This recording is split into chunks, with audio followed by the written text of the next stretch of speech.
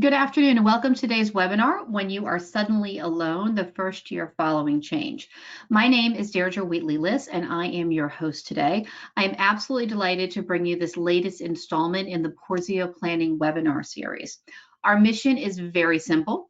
A knowledgeable family is an empowered family.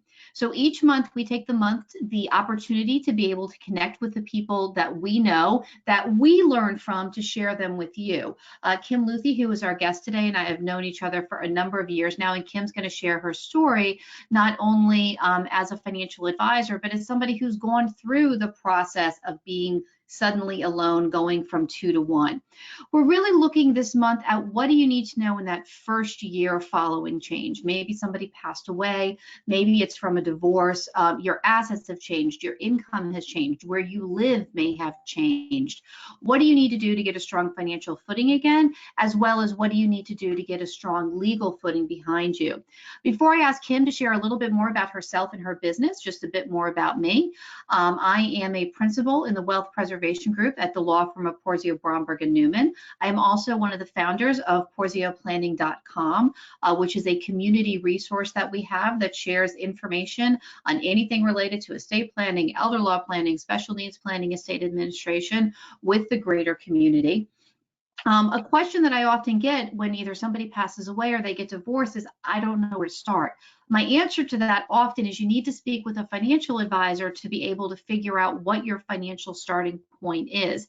And as I said, Kim, has looked at this both from a professional standpoint as well as a personal. So Kim, can you introduce yourself to our audience, please?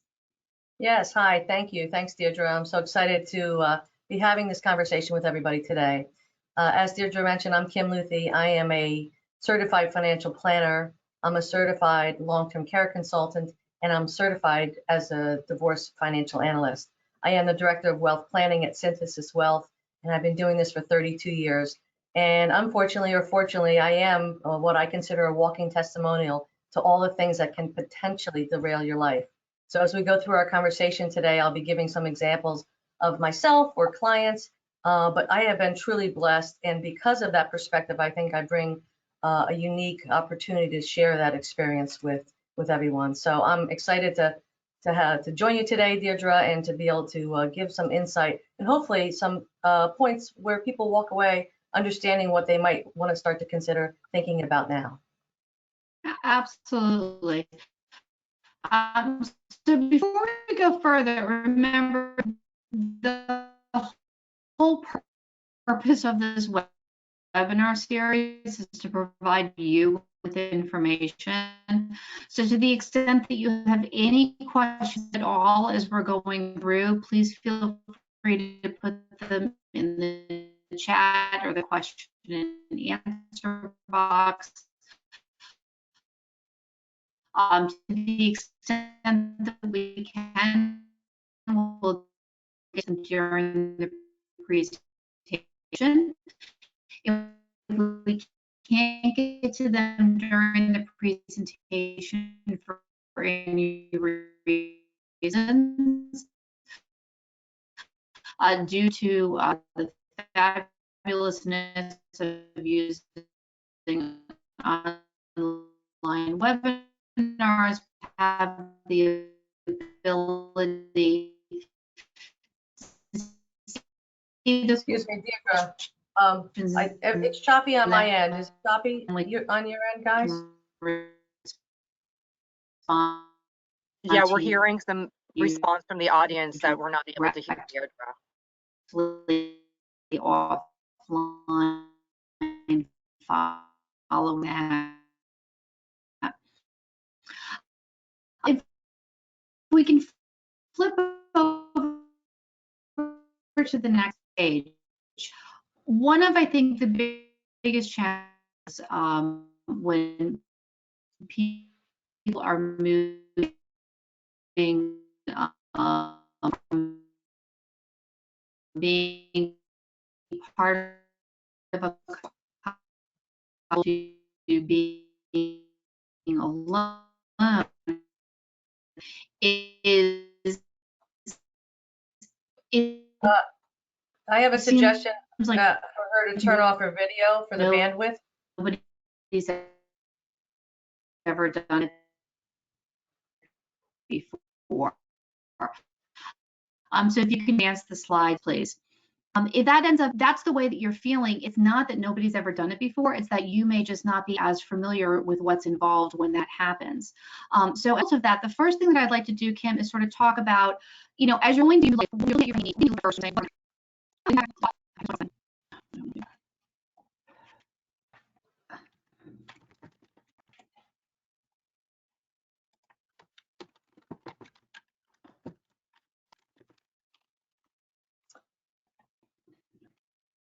Are we doing okay? Can you hear us?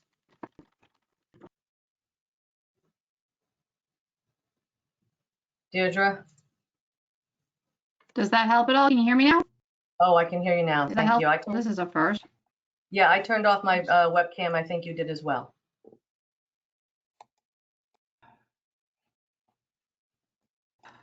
Okay. Oh.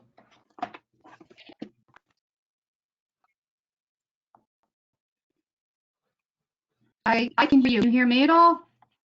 Oh, that's beautiful. Okay, I do apologize. The first time that we've done this, that we have experienced any technical difficulties. Can you hear me okay now? So again, the first question I want to ask is, a lot of people, you know, are they've been part of a couple, they're now alone as a result of.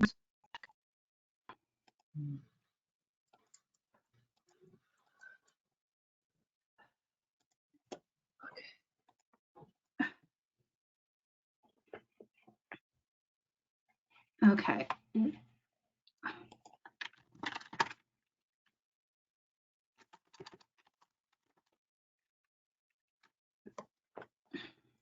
I apologize to everyone online. We're trying to figure out the technical aspect. Thank you for your patience. Thank you.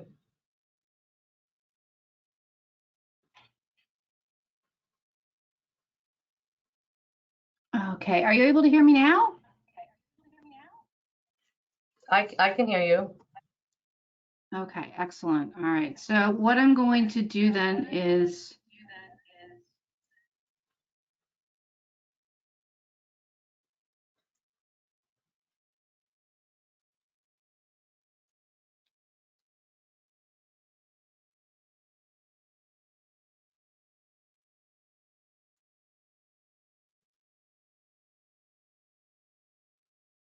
I do apologize, everyone. Is this working now? It's a little bit of a reverb. Can you hear me clearly? I can hear you absolutely clearly. It is a me thing, and I do apologize to the audience about this.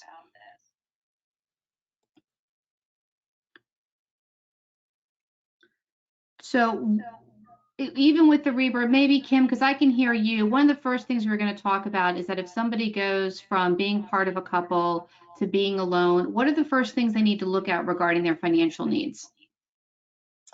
Yes, the first thing they should consider is actually thinking about where they might want to be relating to their budget. Everything really starts with your budget.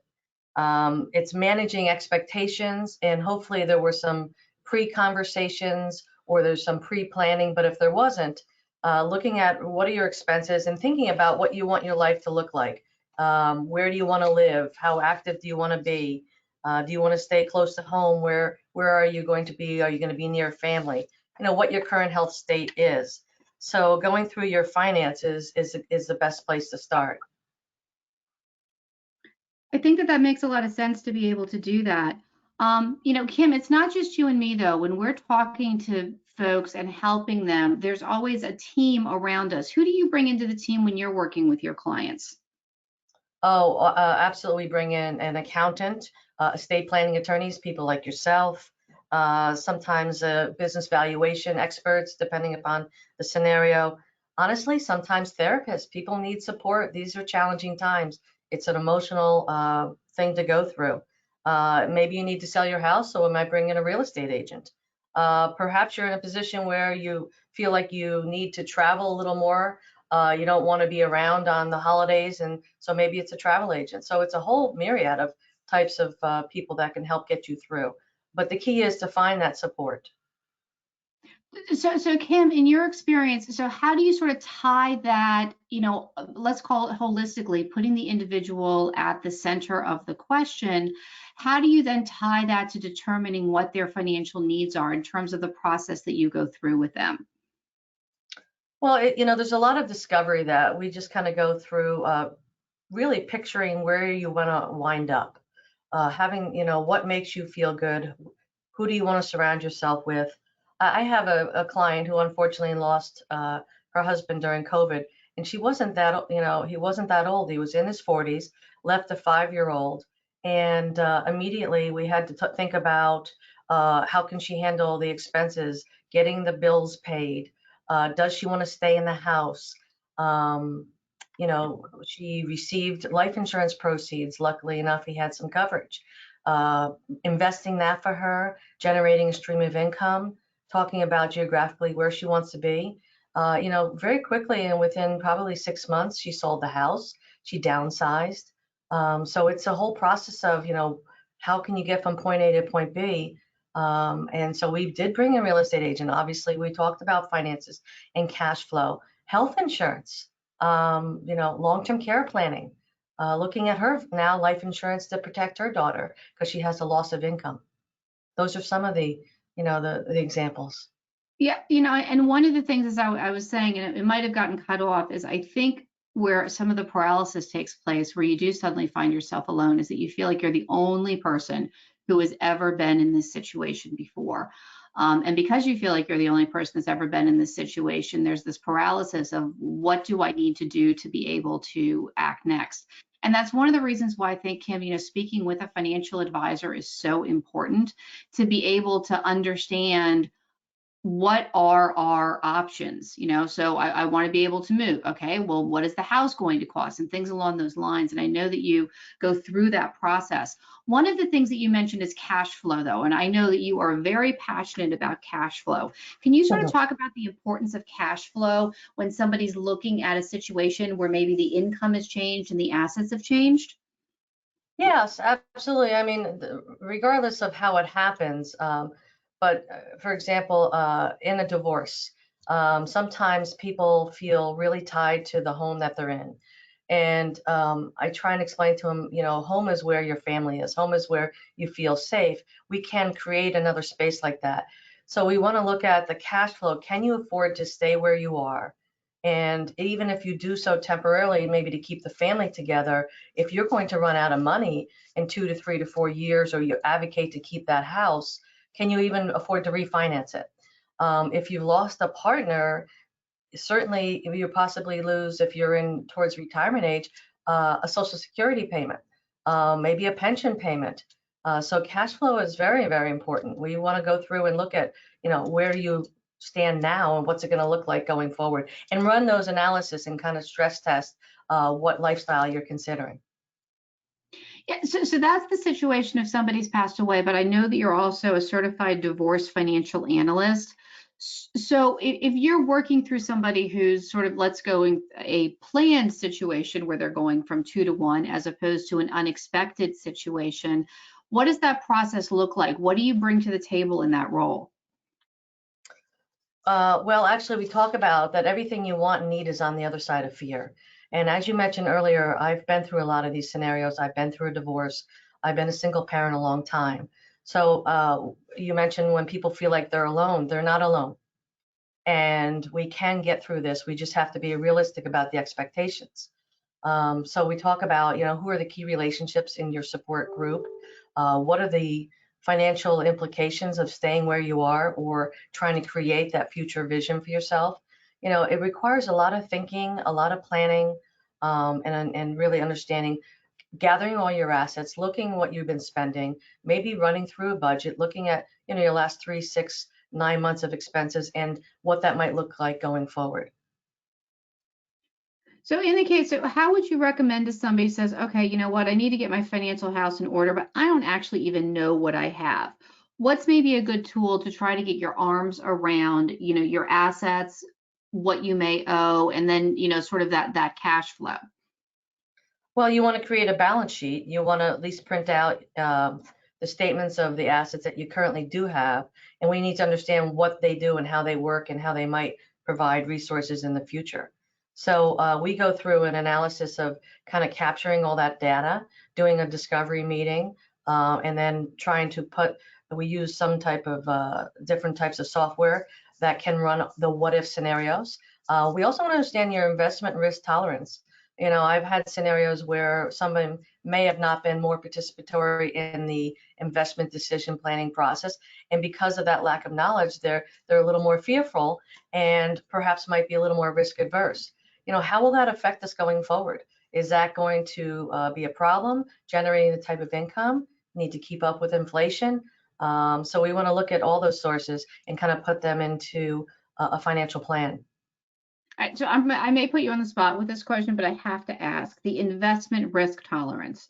I am sure that all of us have opened up accounts, right? And you get, you know, your 12 to 22 page document. And there's this general question of, you know, what kind of risk do you have for investment? Could you maybe recharacterize as to maybe how somebody should be thinking about it? So you mentioned, you know, keeping up with inflation is something that you have to be able to do. Thinking of like your long-term future is something that you have to be able to do.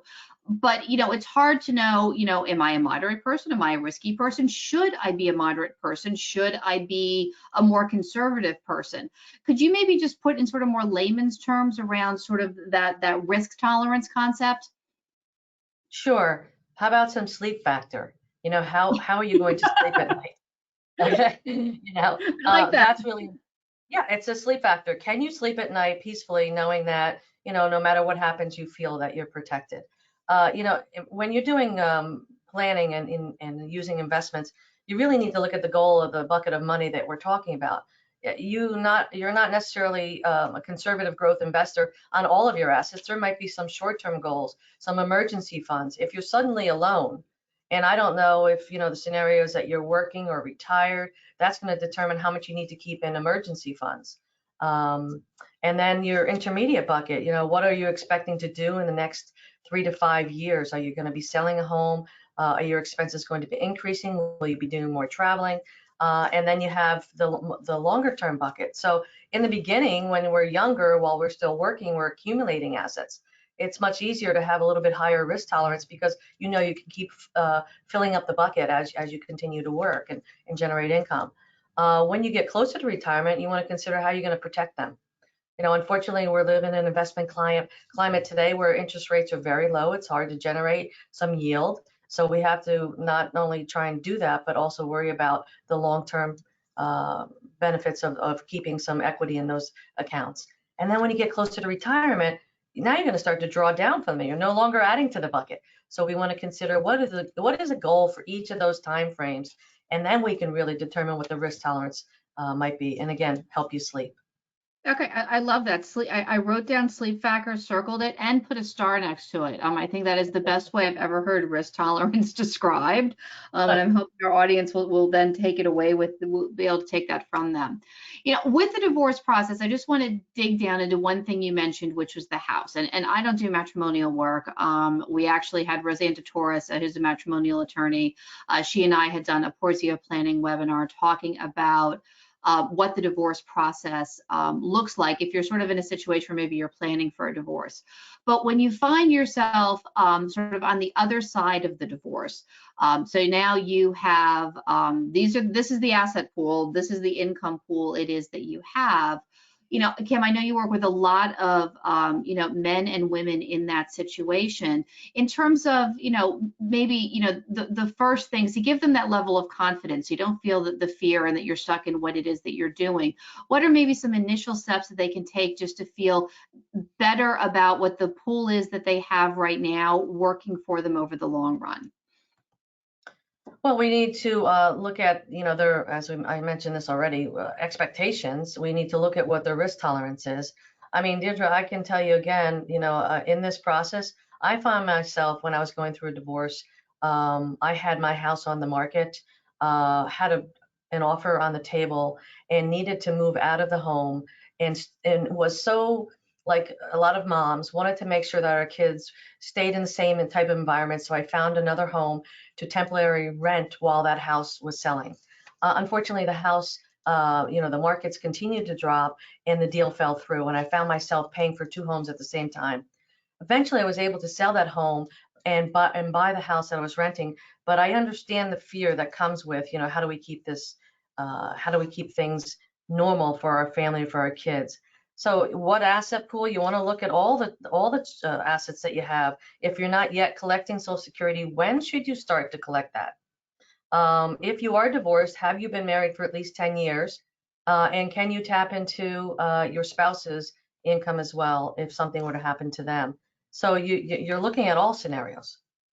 So Kim, can you talk a little bit more about the spouse's Social Security? Because I think that is like a hidden thing that not everybody is aware of when it comes to, having some income following a divorce once you are over, a certain age. Yeah, when you reach your full retirement age, and if your spouse, if you were married for 10 years or more, you're entitled to collect on your spouse's benefit. And you would only do that, by the way, if it were higher than yours. It's funny, some people decide not to wait the full 10 years to stay married because perhaps their benefit's going to be higher. But it's also an age issue. So let's say your spouse was older, and maybe from a strategy perspective, you wait the 10th year because once they start collecting Social Security, if something were to happen to them and you were also collecting, you would collect the larger of the two. So again, another example, my mom stayed home with, I'm one of 5. So her Social Security check was nominal. I think it was $700-800 a month. But my father worked a long, very successful career. And after my dad passed, and my parents had been divorced for 25 years, my mother's Social Security jumped from the $800 to $2,600. So obviously that was a benefit, but let me tell you one thing that affected was my mom's ability to get her prescriptions at a discounted price based on her income range. So some things, you have to think about all these things, but that's really important to consider. If you have been married at least 10 years, you are entitled to the larger of the two. Right. And just so that you understand, it doesn't matter if somebody else is claiming it. I did have a client once that happened to have 3 ex-spouses that were all claiming on his benefits. So I just throw that out. Yeah, well, Johnny Carson had 5 ex-wives, and all 5 of them were collecting off of his. Well, then Johnny beat my client then. So, so separate from the divorce process, sometimes when, it comes to, moving from the 2 to 1 is looking at the estate administration process. So from an estate administration process, what I usually try to describe it is that it's really in 3 distinct phases. The first phase is opening the administration. That may be taking the will and going to the surrogates court so somebody's appointed as the administrator. If there is no will, it deals with getting a letters of administration appointed, which are 2 different processes. And I'll go into a little bit more detail. Then the next stage is the gathering stage. What are the assets? What are the liabilities? What's the snapshot of what was owned and what was owed at the time that the person passed away, and then eventually closing the estate. Now, dealing with the estate administration process, I have to say in New Jersey, our estate administration process is very quick and easy, but it's quick and easy compared to the estate administration processes in other states. Nothing about dealing with an estate administration is inherently quick or easy to be able to do. In Morris County, if you have a will, you wait 10 days after the person passed away, you take the will and the death certificate to the surrogate's office, you fill out some forms, and somebody is named as the executor of the will. A couple of issues that we've had recently are getting copies of death certificates. Because of the pandemic situation, that process has been extremely backed up. We're recording this right now in February. The surrogate's office in Morris County is open for business for people to be able to go and do things. But that process, in which you only have to wait 10 days, only works if you created a will. I think it's like 70% of Americans have not created a will. So if somebody passes away without a will, what ends up happening is that you need to go through what's called an administration. And for an administration, it's a different process because you need to identify all of the person's assets, list them, and then based on the value of the assets, you have to get something called a surety bond, which basically is an insurance policy that you're not going to run away with the money without making sure that everybody gets paid what it is that they're supposed to be getting paid. So Kim, one of the situations that we've run into is that, we have no idea, somebody passed away and they weren't married, no one knew what their assets were. In that type of situation, my understanding is that in your industry, unless somebody has been authorized to speak on the account, you can't actually provide any information at all. That's correct. Yes. Yeah. So if that ends up being the case, one of the things you have to understand in those first 12 months after somebody passes away is that you're not going to immediately be able to get access to assets. It could be as quick as 2 weeks. It could be months down the road. So Kim, one of the things that you mentioned was you had a client who had insurance, and you said that she was grateful for having that. How did she use that insurance in the first 3 months after her spouse passed away? Oh boy, I tell you, she was able to kind of carve the proceeds from the insurance into a couple different buckets. One for immediate cash flow, a little bit in for college planning, and then the rest she put into a longer term bucket. But it provided her peace of mind. I can't tell you, and it was well over $500,000, closer to $1 million. So the thing about life insurance is that even though nobody likes to pay for anything, it's pennies on the dollar, and it's income tax free, and all you need is a death certificate to receive the funds. Versus some of these other investment accounts, depending on what they are, certainly if it's retirement, again, death certificate, but regular investment accounts, it may need to go through probate, and if it wasn't titled properly or what have you, things can, and as you had mentioned, do take longer, especially in times like today. Absolutely. So, I wrote a book on estate planning once, and my chapter on insurance started with cash is king. Yeah. It's not being a proponent or not a proponent. It's just the fact of the matter is that when you're dealing with an estate, if you know that you have immediate liquidity, because a life insurance policy, assuming that you get the death certificate in about a week, you'll get the proceeds in about 3 weeks. And that's quick in estate administration land. In terms of that, if you're concerned about that, and you're thinking about, well, do I maybe get rid of a policy that I have? We'll talk a little bit later about maybe repurposing the policy. The second part of the estate administration process is gathering up the assets, finding out what it is that people owe and own. And this is something where Kim and I work very closely together, because to the extent that there are clients that she may have represented, she gets date of death values for us, because as part of the process, you need to know exactly what the value of an asset was when somebody passed away. And this is very important, because when somebody passes away, for your non-retirement investment accounts, the cost basis of those investments changes. So let's say that your spouse bought a share of Apple for $10, 20 years ago. It's worth $510 today. Because your spouse passed away and you inherited it, if you go to sell that, your cost basis isn't $10 anymore. So if your spouse had sold it while they were alive, they would have had a $500 gain. Instead, your cost basis is the $510, which means that you can, sell assets without worrying about any capital gains on appreciation that occurred during somebody's lifetime. And Kim, I want to pause there, because I know you and I have talked before about the idea of diversification. And it seems to me that after somebody's passed away, where the cost basis of assets are stepped up, it creates an opportunity for diversification. I was wondering what your thoughts were on that.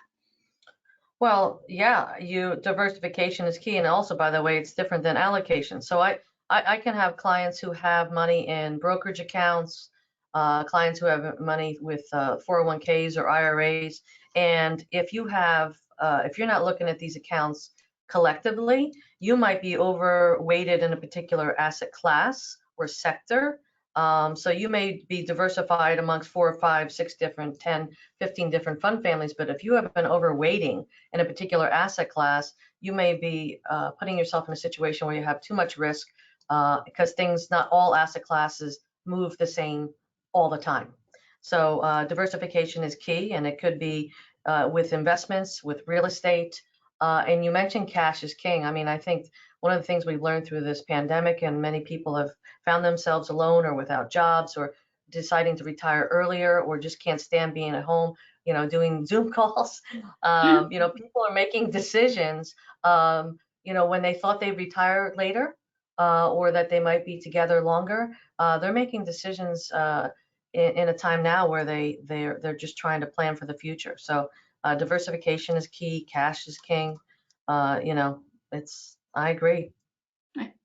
So when I was talking about asset gathering, it's not just the assets that you own, it's also the amounts that you owe. So in the first year after somebody passes away, the person who's in charge of their estate is responsible for seeing that any creditors get paid.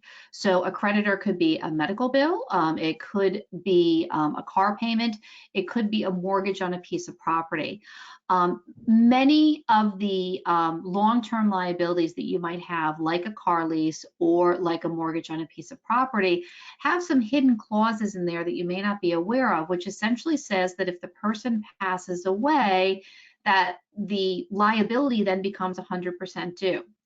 Now, for spouses, I want to be very clear. There is a federal law that says that even if you are not the one who is on the mortgage, so the house was owned by your spouse and they were the only one that was on the mortgage, if your residential property is passing to the spouse, that a bank cannot call a due on sale clause, which is to say you have to pay off the entire mortgage now, where the assets are passing to a spouse. So I want to be clear on that because, we've certainly seen that situation happen before. But the purpose of the estate administration really is not to get money to the beneficiaries. The purpose of the estate administration is to make sure that any creditors are paid before assets go to the beneficiaries. So if you are in that first 12 months, you're not only looking at how are the assets going to impact you, but you also need to look at, does anybody else have a claim on those assets and have a responsibility to make sure that those claims get paid. The final part, go ahead, please. Sorry. Yeah, I was just going to say, and it's also important to know, if your spouse or somebody had a car lease or credit cards, making sure that we can advocate perhaps to have some of those, no longer an issue for that remaining spouse. Yeah, and one of the things also is, if there are large debts, the estate no longer has a credit rating.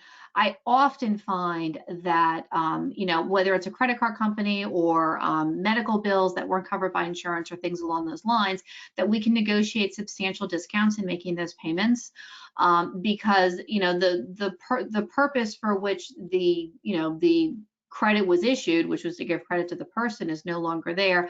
And we found lots of companies, and we recently just went through with one client.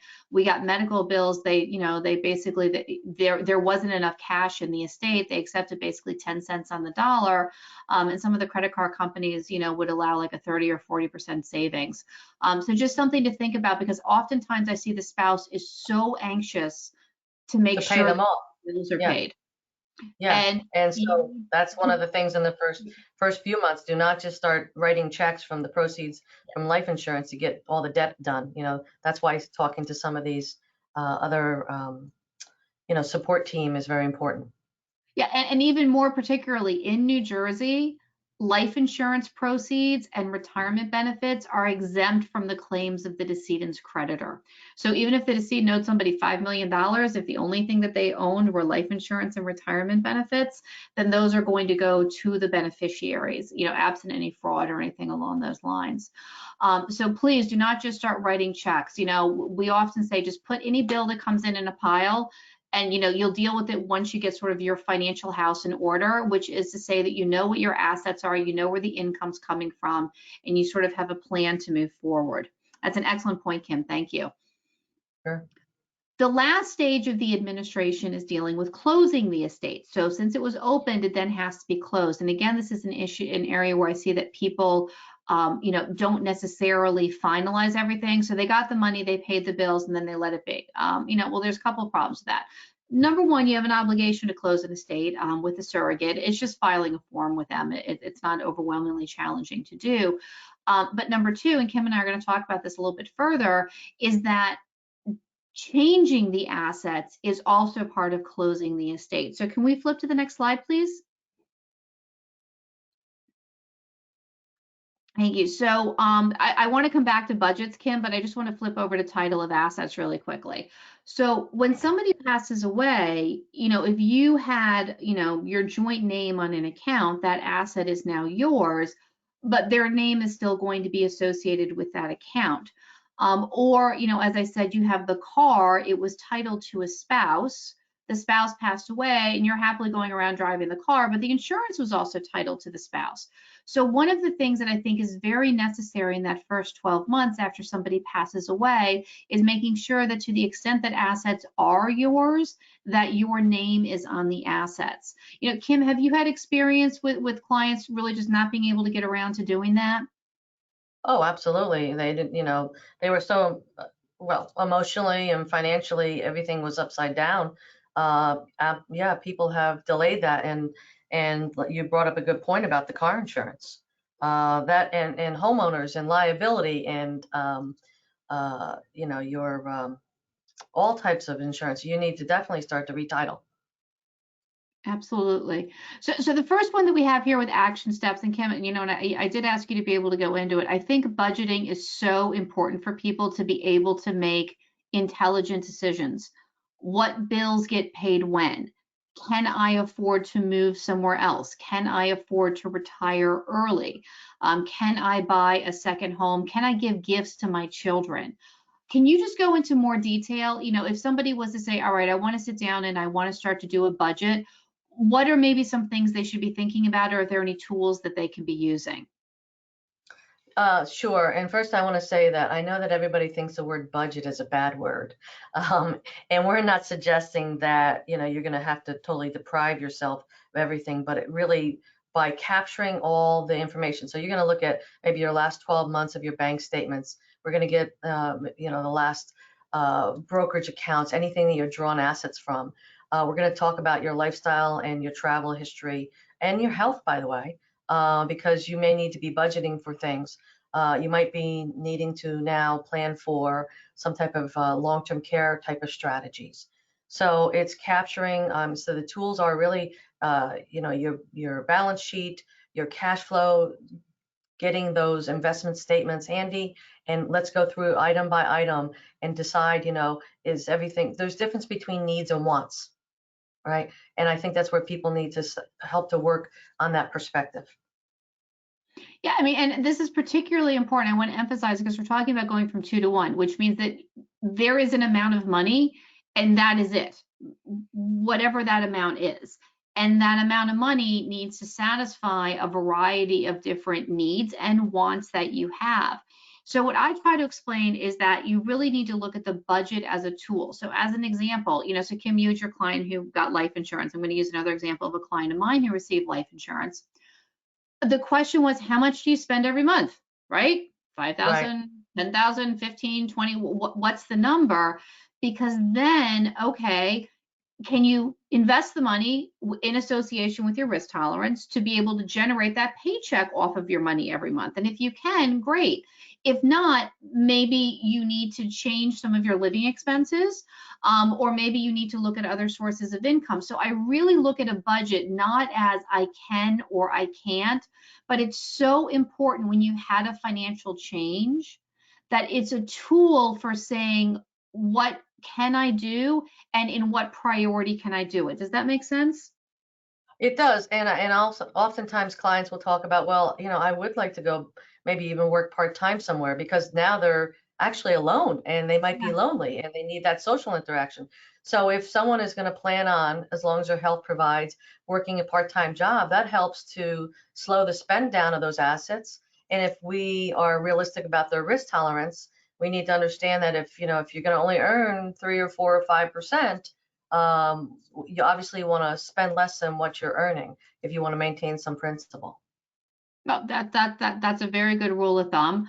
And as I said, with the budgeting as a tool, I just think that it's the most important thing to do is to sit down and do that so that you have that structure. So your decisions aren't based on sort of what your gut is, but your decisions might be based on, okay, I'm going to look at our credit card online, see everything that I spent money on in the last 12 months.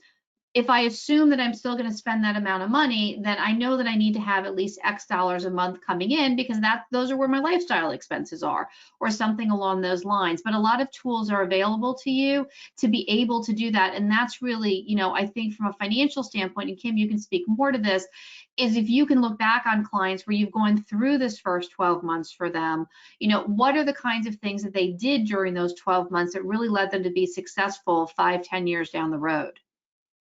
Well, the one client I was talking about who lost her husband, she sold one of the 2 cars that they had. She downsized her housing. She was kind of working part-time. Actually, she had a full-time career and then kind of had dialed back recently when her husband was sick.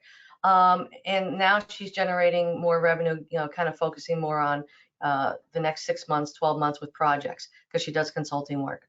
So she's supplementing income, reduced expenses, and became really realistic about, we ran like a diagnostic on what it would look like right now in like a 5-year cash flow, 10 years, 15 years, how we're going to get, if you start with the end in mind, you can kind of work your way back. And then she got also very, very clear on what her expenses were and what were, like I said before, needs and wants.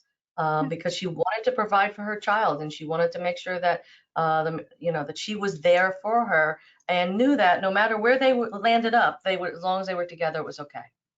Yeah. So in terms of providing your children, I think that that's a nice segue into one of the other action steps we want to talk about, which is looking at your estate plan. So if you were somebody who was married and you did an estate plan, chances are you did plans that benefited each other. If your spouse has passed away, or if it's been a divorce situation, your beneficiaries have necessarily changed. Now, by default in New Jersey, if you and your spouse are divorced, they are treated as having predeceased you for purposes of reading any will that you have. And depending on how well your divorce went, you might be happy to hear that your spouse is treated as having predeceased you. For if somebody has passed away and they have in fact predeceased you, again, the will's read as if anything dealing with them being alive isn't there. The problem is, while there is a default, so there's always in the will, if person A is alive, this happens. If person A is not alive, this other thing happens. Is that the default may no longer make sense for what it is that you're doing. So what you've agreed to, in terms of the structure of inheritances for your children, as an example, may be different now that you're living alone, or because you decided to move to a different state, or maybe the people that you named as fiduciaries aren't the same anymore. And whether or not, those are the people who should still be acting for you. Also, from a very practical perspective, if somebody needs to use your power of attorney, or somebody needs to use your healthcare power, and the original person named can't act, whatever third party you're trying to use that financial power with is going to want to know what happened to the other person. So, are you going to be in a situation of somebody trying to dig up your divorce papers, or somebody's trying to find somebody's death certificate? I would definitely recommend, cleaning those up when there's been a change, so that the person that's named to make financial decisions for you if you can't make them for yourself, or to make medical decisions for you if you can't make them for yourself, is the right person for who you are today in 2021, not necessarily who you were in 2003. So that's dealing within the will, the power of attorney, the living will. If you have an irrevocable trust at all, it absolutely needs to get looked at, because that may or may not have different default terms in it as to what happens if somebody passes away, or what happens if you get divorced, and those terms need to be reviewed. Now, one of the great things about New Jersey is that while a trust is irrevocable, and if our video was working right now, you'd see me in air quotes around irrevocable, it doesn't mean that it's unchangeable. New Jersey has a section of the New Jersey statutes called the Uniform Trust Code.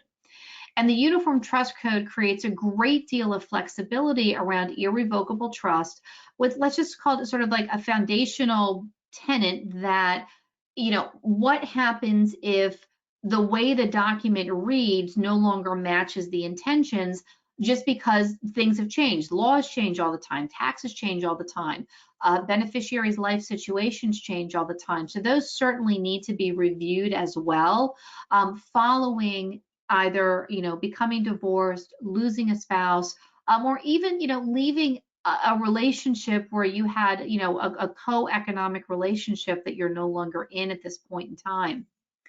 Yeah, that turns to beneficiary designations. And I look Can at the I jump in there, Deirdre? I just want to say something on that. This is why when we don't have the video, I have to kind of just jump in. I can't wave at you. That's no problem. In the divorce situation, so obviously, you're not allowed to change beneficiary designations once you file for divorce. But isn't it correct that they can certainly change their healthcare proxy? Yes, so they can change their healthcare proxy, their power of attorney, and the estate Right. plan. So, Right. And that's key because likely you don't want your soon-to-be ex-spouse making medical decisions for you if you're in the hospital. From a very practical perspective, you probably also don't want them to have a power of attorney to have access to your financial assets, for much of the same reason. So oftentimes, when we're working with folks that are going through a divorce, we end up doing sort of two sets of estate plan documents. One, which is if I were to pass away during the divorce, this is what I want to have happen to the stuff that I can control. And then secondly, now that I'm divorced, now that I've gone through, now that I know what my new assets are, now that I have titled them properly in my name, who do I want to get what? That's sort of, that's what we recommend from an estate planning perspective. And also, I'm sorry, you brought up something else that jotted down when you're speaking, as far as second marriages. The estate plan is going to look pretty different when you're in a second marriage. You may have a trust earmarked for the first spouse or life insurance in place, and your kids getting the balance. So I think it's important also to have really a family meeting and to understand what you want to have happen if you do die prematurely. Because I've had clients, I had one situation where the husband got really ill and the wife really needed help from the husband's first marriage children, and they just said, oh no, he's your problem now. And she really couldn't handle it on their own. But yet some of the assets, most of the assets, if you were to pass years down the road, were still going to go to the children. So I think having those discussions with your spouse and having a family meeting is key. And then you also mentioned something about, gathering all these assets and documents. When we work with clients, they have their own portal, a vault, where they can download all of these statements, your passports, your death certificates, birth certificates, things like that. So having them all in one place is also very, very helpful. Without a doubt, it's one of the things with the idea with the family meeting is you also need to understand that, and we talked about this in another webinar, that spouses have an obligation legally to support each other. So we had talked about, as you're older and you maybe, you've lost someone, now you have a new relationship, does it make sense to actually become married to that person from a financial viewpoint with potential long-term care expenses? So if you're interested in that, there's a webinar for that on the Porzio planning site. It's the one that we did on graying divorce. We're sort of coming to the end of the hour. One of just, two things that I just want to make sure that we talk on is beneficiary designations, right? If you get divorced and if you have a 401k plan, and if you do not change the beneficiary of the 401k plan from your ex-spouse to somebody else, when you pass away, your ex-spouse receives the 401k plan. Okay? Now, that may not seem to make any sense to you, but that is what ends up happening because 401ks are governed by ERISA. ERISA is federal law. ERISA doesn't care what New Jersey says, what happens when you get divorced. They care that you didn't change your beneficiary designation, and we've dealt with those situations. Now, this is not the case if it's an IRA. It's the case if it's a 401k. Having said that, if you've gone through a divorce, if you have lost a loved one, you must change your beneficiary designations, if only to make it easier when the assets pass because you don't have to identify that the primary beneficiary is predeceased, but much more importantly, to make sure that it's going to the person that you want the assets to go to. And Kim, I don't know if you've experienced situations with improper beneficiary designations at all.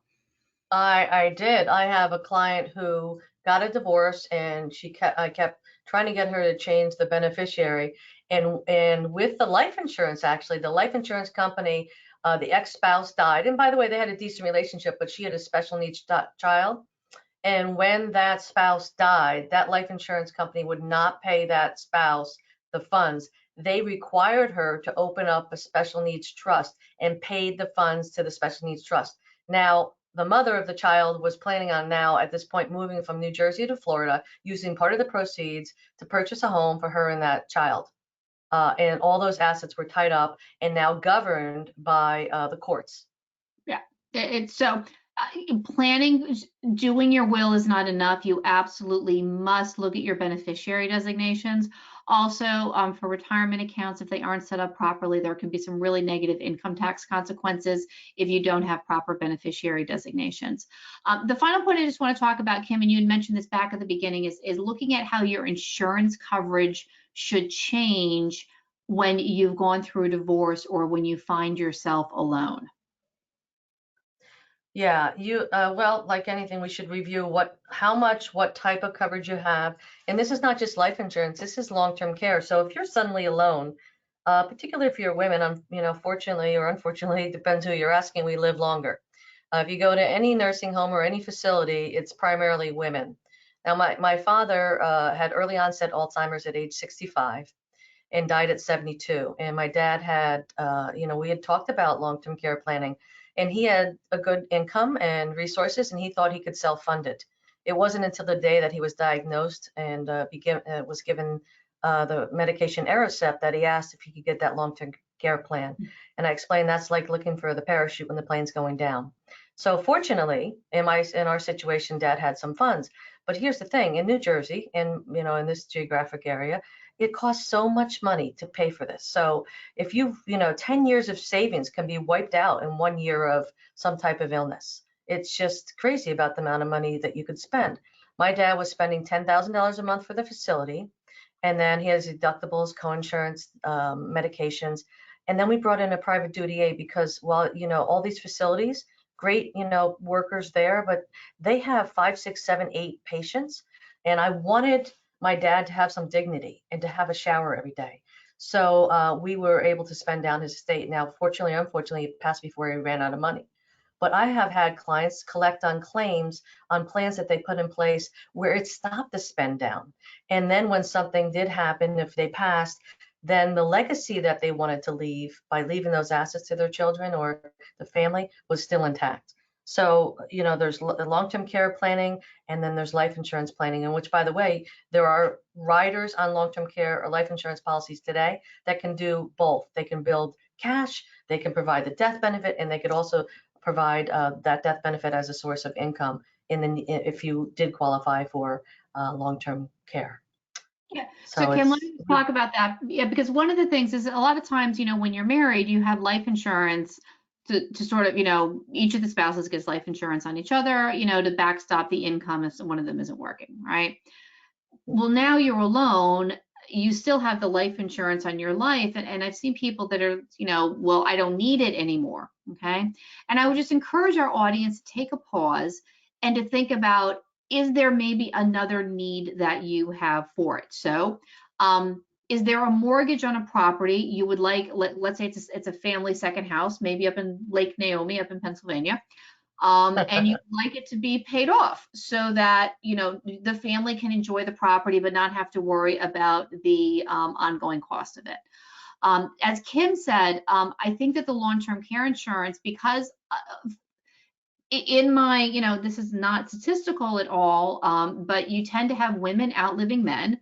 And then who's going to be the caregiver for them, because it was potentially the wife who was the caregiver for the husband, right? Having the long-term care insurance allows a lot more flexibility in terms of, what it is that you can do from a care perspective. Kim, I don't know what you were spending, but I would think that, when you're looking at private duty nursing, in addition to the home that he was in, you're looking at $15,000 a month, and very much not everybody is in a position to pull out, pay taxes on, and then spend that amount of money every month. And I believe you mentioned that was for a 7-year time frame. Yeah, it was $17,000 a month in total. Yeah. And he had Alzheimer's for 7 years, but we were able to keep him home for a while. But there was about 2 or 3 years that he was in a facility. And in fact, you know what happened, as you just mentioned, pay tax on, at some point, and we were drawing down from his IRA, and then having to pay tax on that. And by the way, when they look at the Medicare, looks at your 2-year look back, and they see that his income's gone up, his Medicare premium increased. So, you know, everything's Awesome.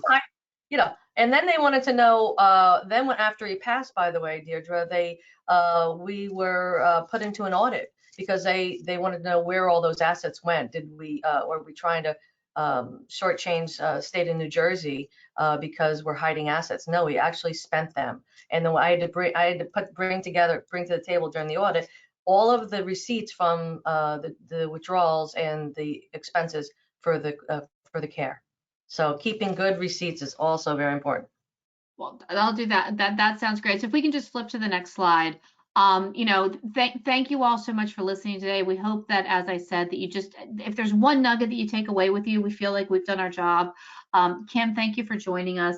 You know, I love, so just so you understand, Kim and I have these conversations. What we used to do it over a glass of wine because we live near each other in the evening after work. Now, well, you know, COVID. But this is what we talk about is, you know, how are you helping clients? You know, Kim, what are you doing? Deirdre, what are you doing? And it's incredibly valuable to me as a professional to be able to learn from what it is that Kim's doing. If you do have other questions at all, we have additional resources at porzioplanning.com. We're continuing to add new videos, new blog posts. We very much encourage you to use that as a resource just for your own edification, because an educated audience is an empowered audience. Kim, do you have any sort of one last word of wisdom for our audience today? You know, I thank you for taking the time to listen. And as you said, Deirdre, I hope they, you know, take 1 or 2 action items. It might be, you know, but within the next 3 months, I do get my estate planning documents in order, or that I review my investment portfolio and get a feel for what my budget is and expenses. You know, you bring up a good point, Deirdre. I also like bouncing ideas off you. I mean, we can talk for hours. And you know, it's so nice that I'm sure you say this, but I say it as well. You know, I have a team of professionals that I can tap into every day. It's kind of like I got a guy, I got a gal who can help answer these questions. So any questions that come up, you may not think it's directly related or that we can answer it, but we certainly know somebody who can. So you know, I would just, you know, take the first step forward and start to get control of your financial future, your budget, and look at your documents. And at least you'll be aware and be prepared, because you know, you should definitely plan for the unexpected as if it's expected. And that's the one thing I learned. You know, we didn't get much into it, but you know, part of the walking testimonial, I've gone through a divorce. I had a father with Alzheimer's. I had to settle his estate, and I had a son who was on life support. And by being prepared, I was able not only to get through it and survive, but thrive. And we really want everyone listening today to be able to feel that same empowerment that you are thriving. So Kim, I think we need to do another one on empowerment and thriving. Okay. So because we're at the top of our hour now, but if anybody does have any questions for Kim, her email address is here on the screen. You know, she would welcome any that you have, and how she might be able to help you or connect you with a gal or guy in her network. And with that, I thank you all for your attention. I hope that you found this valuable, and we look forward to seeing you next month. Take care. Take care, man.